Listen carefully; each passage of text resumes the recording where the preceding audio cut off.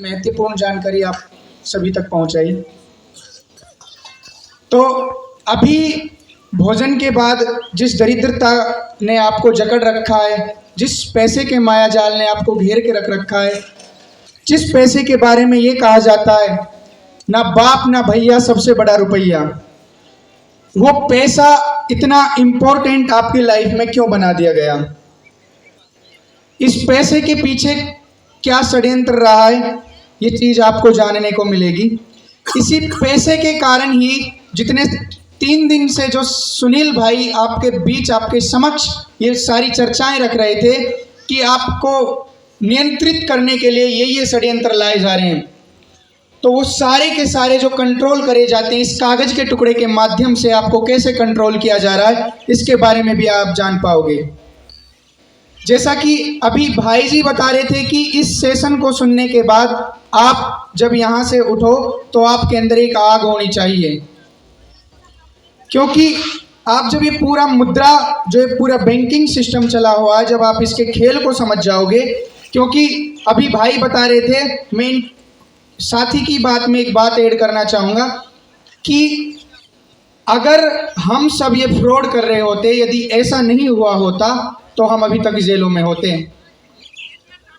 तो मैं तो यहां तक कहता हूं, जब हम लोगों ने आरबीआई को भी ईस्ट इंडिया कंपनी घोषित कर दिया है, तो फिर आप लोगों को जागने में देरी क्यों है? जब हम लोग ये सिद्ध कर चुके हैं कि आज आरबीआई भी आपका सारा का सारा धन आज भी वही बैंक ऑफ इंग्लैंड में भेज रहा है। इसका जो सबसे बड़ा आपको सबूत मिलेगा, आप आरबीआई की जब आरटीआई लगाओगे उसमें सारा का सारा ब्यौरा दिया जाता है। जब मई 2014 के अंदर नरेंद्र मोदी आए थे, उन्होंने अपनी रिश्वत भेजी थी इंटरनेशनल सेटलमेंट को 200 टन सोना। भाई साहब कम नहीं होता 200 टन सोना, 200 टन।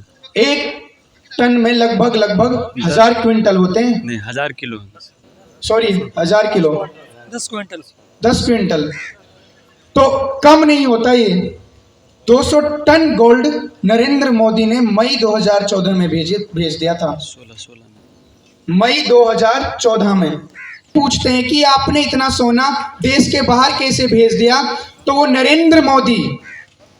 और अब मैं आप सभी के इस आदर भाव को काटते हुए एक बात कहना चाहता हूं, वो हरामखोर नरेंद्र मोदी ये कहता है कि वो सोना हमने अभिरक्षा और सुरक्षा के लिए भेजा था। क्या आप मुझे ये बताइए, भारत की जल सेना, थल सेना, वायु सेना क्या ये झक मारने के लिए है? अगर इन बातों को भी सुनकर आपका खून नहीं खोलता तो निश्चित रूप से आपका वो खून नहीं, वो पानी है। आप पीछे फ्लैक्स में देख रहे होंगे इन शहीदों को, जो तीसरे नंबर पर आता है नेताजी सुभाष चंद्र बोस। नेताजी सुभाष चंद्र बोस ने इस षड्यंत्र को जान लिया था कि इन्होंने इस करेंसी के माध्यम से आप लोगों को किस प्रकार से कंट्रोल कर रखा है। तो एक इंग्लैंड की रानी की तरफ से फरमान जारी होता है कि नेताजी हमें या जिंदा या मुर्दा चाहिए, क्योंकि वो सारा राज जान चुके थे। भगत सिंह को जेल के अंदर रहते हुए भी ये सारा कुछ मालूम था कि जो षड्यंत्र चला हुआ है ये पूरा का पूरा क्या है। इसीलिए आज तक भी नेताजी सुभाष चंद्र बोस को भगोड़ा और भगत सिंह को दस्तावेजों में आतंकवादी साबित कर रखा है। युद्ध का अपराध है। तो अब मैं आप लोगों से कहना ये चाहता हूं कि जब हम लोग ये कहते हैं कि जो आज आरबीआई है, जब मैं ये कहता हूं कि आप सर्च कीजिए, आप इतिहास के पन्नों को बदलिए, आप गूगल करिए, जब आपको गूगल पर कहीं भी ये नहीं मिलता कि ईस्ट इंडिया कंपनी का मालिक कौन था। बड़ी हैरानी इस बात से होती है कि उस ईस्ट इंडिया कंपनी का मालिक भी वही है जो आरबीआई का आज मालिक है। आज इन कागजों के माध्यम से आपका असली धन विदेशों में पहुंचाया जा रहा है, जिसके ऑथेंटिक डॉक्यूमेंट्स हमारे पास हैं, जो ये सिद्ध करते हैं, जो ये साबित करते हैं कि आज भी जो भारत है वो आजाद नहीं है बल्कि गुलाम है। हमने आरटीआई लगाई, आरटीआई में पूछा भारत कब आजाद हुआ, तो वो लोग कहते हैं कि इस प्रकार का कोई दस्तावेज हमारे पास उपलब्ध नहीं है। तो फिर हम पूछते हैं 15 अगस्त क्यों मनाया जाता है? इस प्रकार की जानकारी हमारे पास उपलब्ध नहीं है। क्या एक्चुअल में आप आजाद हो? नहीं। किसी को भी लग सकता है कि हम क्या वाहियात बातें कर रहे हैं, बिल्कुल लग सकता है, क्योंकि वही जिस दरिद्र की मैं बात कर रहा था, नरेंद्र मोदी की, मैं आपको एक बात बता देना चाहता हूं, मैं किसी विशेष व्यक्तिगत या व्यक्ति से मेरी कोई दुश्मनी नहीं है, ना किसी पार्टी से, ना किसी नेता से। हमारी लड़ाई है सिस्टम से। और जब उसी सिस्टम में वो इस पद पर है, तो जब हम उनसे ये सवाल करते हैं कि आज भी भारत के अंदर जो गोल्ड है वो वर्तमान में कितना गोल्ड है, तो पता चलता है कि 800 टन है। उस 800 टन गोल्ड में से भी 200 टन गोल्ड उन्होंने इंटरनेशनल सेटलमेंट को भेज रखा है। तो मुझे ये बताइए, क्या भारत सरकार ने जो गोल्ड भेजा है, वो कहते हैं कि हमने सुरक्षा के लिए भेजा है, वो कहते हैं कि उसके बदले हमने ऋण लिया है, क्या वो ऋण आपसे पूछ के लिया गया? अगर इतना कर्ज उन्होंने लिया है तो उस कर्ज के पैसे का उन्होंने क्या किया? वो तो कहते हैं कि भारत विश्व गुरु बनने की ओर जा रहा है, और भारत पर 205 लाख करोड़ का कर्ज है। कितना जी? 205 लाख करोड़। ये 205 लाख करोड़ रुपया किसका है? रॉकफेलर फाउंडेशन का, रोथचाइल्ड परिवार का, और इसी रोथचाइल्ड के माध्यम से नियंत्रित करी जा रही है जो अंतरराष्ट्रीय मुद्रा कोष और ये विश्व बैंक, जिसे हम वर्ल्ड बैंक कहते हैं, 50 रुपए मिले, उससे लिया गया कर्ज है।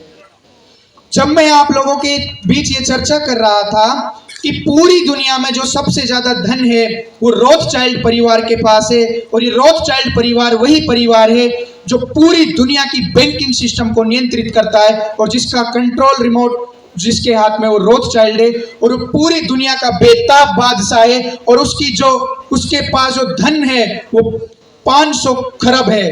ट्रिलियन। 500 खरब, ट्रिलियन डॉलर। 500 trillion dollar. कोई कम नहीं होता जी। कर दो ना तो भी इसमें नहीं आने वाला। धन है उनके पास, ये कागज के टुकड़े नहीं है, सारा का सारा लूटा हुआ सोना।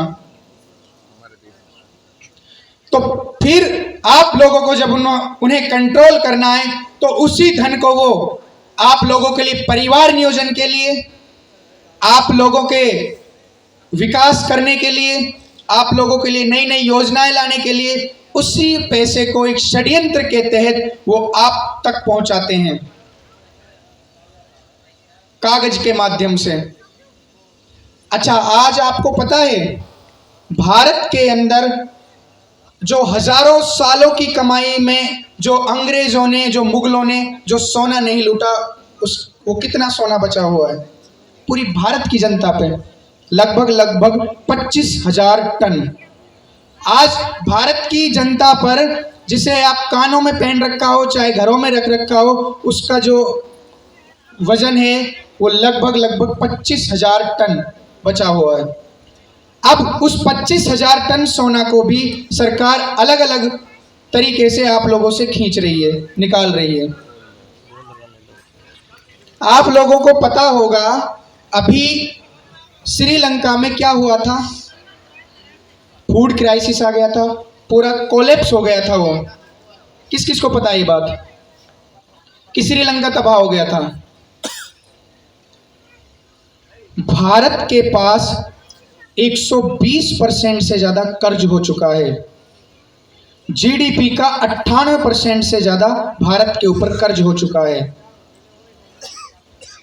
और जो भारत के ऊपर कर्ज है, जब मैं श्रीलंका की आपके बीच बात कर रहा हूं, श्रीलंका 118% पर कोलैप्स हो गया था, और भारत के पास 120% से ज्यादा कर्ज है।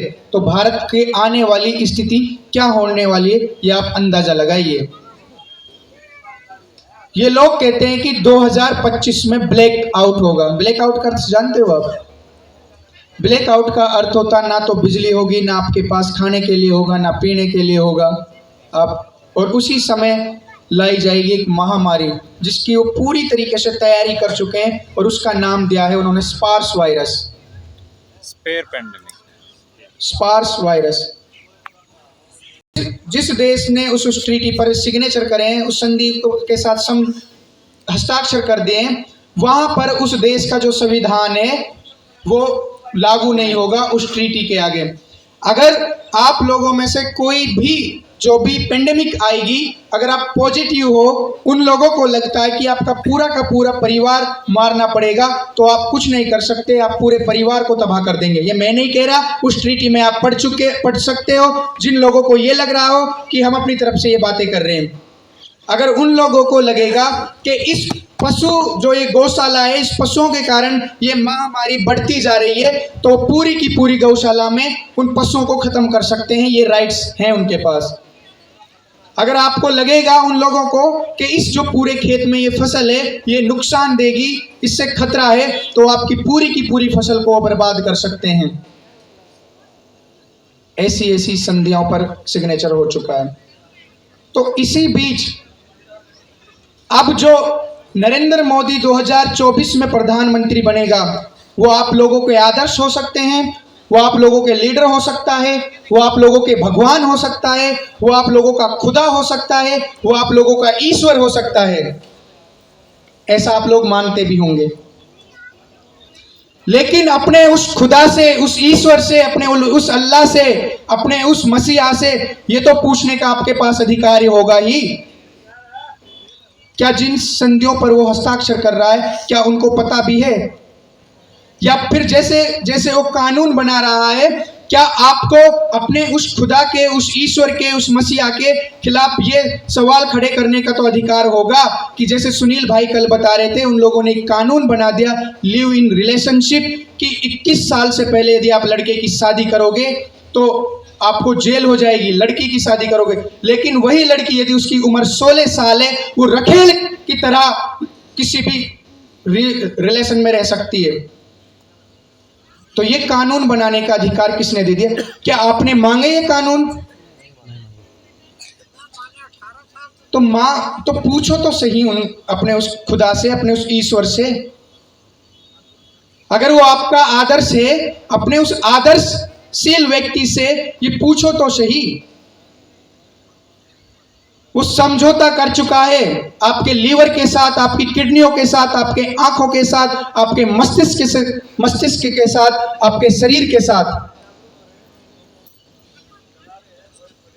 क्या आप लोगों ने मांगी? जो करेंसी लेके आ रहे हैं सेंट्रल बैंक डिजिटल करेंसी, किस किस को पता है? CBDC. Central bank digital currency को लाने के पीछे का जो उद्देश्य है वो यही उद्देश्य है कि जनता सरकार मोर्चा की जो मुहिम है वो इतनी तेजी से आग की तरह फैल रही है कि उन लोगों को डर लगने लगा है। जो आपका इस वचन खंड जो प्रोमिसरी नोट लिखा हुआ है इस पर कि मैं धारक को 10 रुपये अदा करने का वचन देता हूँ, 20 रुपये अदा करने का वचन देता हूँ, इसके बारे में सुनील भाई भी बताएंगे। तो वो लोग समझ चुके हैं, वो आपके बीच से इस नोट को खत्म करना चाहते हैं, वो सबूत मिटाना चाहते हैं और इस पूरे के पूरी करेंसी को डिजिटल करना चाहते हैं। और कैसी डिजिटल करना चाहते हैं? वो कहते हैं कि पूरे विश्व की एक करेंसी होगी आने वाले 2030 तक, वो ऐसा कहते हैं। तो ये सारे सवाल आप पूछोगे तो सही ना कि किससे पूछकर ये कर रहे हैं। अभी छत्तीसगढ़ के अंदर जो हसदेव जंगल है, उस हसदेव जंगल को जो लाखों सालों से जो जंगल था, जिस छत्तीसगढ़ के जंगल में या छत्तीसगढ़ में श्री राम का वनवास गुजरा है, आधा ये लगा लो जीवन वही गुजरा है जिन लोगों के बीच। मैं आपको पहले भी बता रहा था, जब वो आदिवासी जो लोग होते हैं, वो आदिवासी अपने जंगलों के लिए मर मिटने के लिए तैयार हो जाते हैं। तो उन आदिवासियों को इन लोगों ने, जो असली आतंकवादी जो ये सत्ता के अंदर घुसे हुए हैं, उन्होंने उनको आतंकवादी सिद्ध कर दिया। जब उन लोगों ने अपने जल जंगल जमीन पर कोई आंच नहीं आने दी तो उन लोगों ने उनको आतंकवादी सिद्ध कर दिया, और वो लोग नक्सली आतंकवादी सिद्ध करने के बावजूद भी जब वो उन्होंने अपने जल जंगल जमीन को नहीं तबाह होने दिया तो उन्होंने ही उनमें से ही फिर एक नारी को निकाला जो आज की राष्ट्रपति है, द्रौपदी मुर्मू। तो जैसे ही वो सत्ता में आती है तो वो आदेश पारित करती है, और उनको सत्ता में आते ही क्या किया जाता है कि उस हसदेव जंगल के वो कानून वो बना देते हैं और उसको काटने के आदेश पारित कर देते हैं। और वो किसको बेची जाती है? वो अडानी को, विदेशी वे कंपनियों को। क्या आप मुझे ये बताइए, जिस लालच में ये सरकारें इतना बड़ा समझौता कर जाती हैं, क्या वो प्रकृति से बड़ा है? वो मानवता से बड़ा है? वो आप लोगों के प्राणों से बड़ा है? नहीं। तो इनको ये आदेश किसने दे दिया? इन लोगों की हिम्मत इसलिए हो जाती है क्योंकि आप लोग अपने अधिकारों के लिए नहीं लड़ते हो। आप लोगों को लगता है कि ये लड़ाई मेरी नहीं है। आप लोगों को ये लगता है कि मैं नहीं लड़ूंगा या फिर मैं लड़ूंगा, मेरे अकेले से क्या हो जाएगा। जिस दिन आप जल जंगल जमीन को समझोगे तो उस दिन ये समझ लीजिएगा जन समझ जाएगा। जिस दिन आप अपने पड़ोसी के लिए खड़े होगे उस दिन ये समझ लीजिएगा कि इन सरकारों की और ये जो समाज को तबाह करने वाले व्यक्ति हैं, इनकी हिम्मत नहीं होगी कि ये एक भी ऐसा फैसला, एक भी ऐसा निर्णय ले जाएं जो आपके वो विरुद्ध हो। वो हमारी माताओं बहनों को नंगा नाच दिखाकर उन्हें बर्बाद कर रहे हैं। जब सुनील भाई ने आपको ये बताया कि जो आपके हाथ में जिससे आप वीडियो बना रहे हो ये एक फोन है, जो ये माइंड कंट्रोल के नाम से पेटेंट है। आज जब ये आप फोन चलाओगे, इस फोन में अगर आप परिवार के बीच चला रहे हो, कुछ नहीं पता चलता कि इस फोन को चलाते वक्त बीच में क्या आ जाए। एक भाई बहन यदि फोन को साथ देख रहे हैं तो कैसी कैसी ऐड आ जाती है। तो मुझे फोन से आपत्ति नहीं है, मैं इस फोन के पीछे का आपको षड्यंत्र बता रहा हूं। इसको लाने के पीछे क्या है? इसके लाने के पीछे का षड्यंत्र यही है क्योंकि आप लोगों ने क्या करा, इस जैसे ही ये फोन आया आपकी गर्दन केवल नीचे झुकी रह गई। कभी आपने जो ये कानून बनाए जाते हैं अपनी गर्दन को ऊपर करके ये सवाल नहीं पूछे कि ये कानून आप जो बना रहे हो किससे पूछ के बना रहे हो। जो आज आपका प्रतिनिधि सत्ता में जाकर बैठा है, चाहे वो एसएचओ हो, चाहे डीएसपी हो, चाहे एसपी हो, चाहे कमिश्नर हो, वो आपका है तो नौकरी ना। मुझे तो शर्म इस बात से भी आती है जब आप एप्लीकेशन लिखते हो तो उसमें लिखते हो सेवा में श्रीमान जी। आप उनकी सेवा में हो या वो आपकी सेवा में है? तो ये सारे के सारे जो आपको हम बातें बता रहे हैं, इन बातों का मोल तभी सार्थक हो पाएगा जब उस सुनील भाई जो यहाँ 3 दिन तक जो चर्चा कर रहे थे, अपना गला फाड़ रहे थे, उनका उस तप का सार्थक तभी हो पाएंगी वो बातें जब आप इन लोगों को समझकर, इन लोगों को सोच समझकर और अपने पड़ोसी के लिए, अपने परिवार के लिए, अपने समाज के लिए, अपने राष्ट्र के लिए खड़े हो जाओगे। और उन नेताओं को आप खड़े होकर जब ये ललकारोगे कि तुम हमारे चुने हुए प्रतिनिधि हो, यदि हमें कोई फैसला मंजूर नहीं है तो ये हम तय करेंगे गांव से कि कौन सा कानून बनेगा। ये तुम तय नहीं करोगे कि जंगल पर, जल पर, जानवर पर और मेरे परिवार पर फैसला कौन लेगा, ये हम तय करेंगे, ना कि तुम तय करोगे। यदि हमको लगता है कि जो आप कानून बना रहे हो ये समाज से विरुद्ध है, ये धर्म के विरुद्ध है, ये परिवार के विरुद्ध है, तो इससे मानवता के विरुद्ध है, तो इस कानून को हम किसी भी हालत में पारित नहीं होने देंगे। तब जाके बात बनेगी।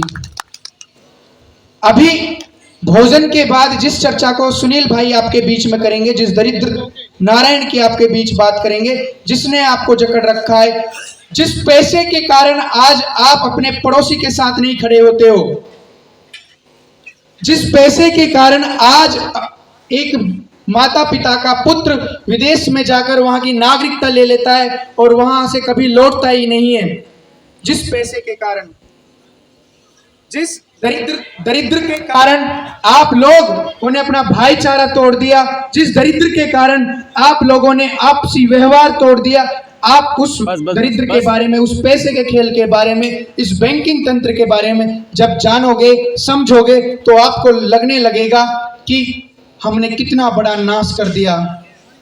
मैं वही बात फिर से रिपीट करता हूं, कहते हैं ना बाप ना भैया सबसे बड़ा रुपया।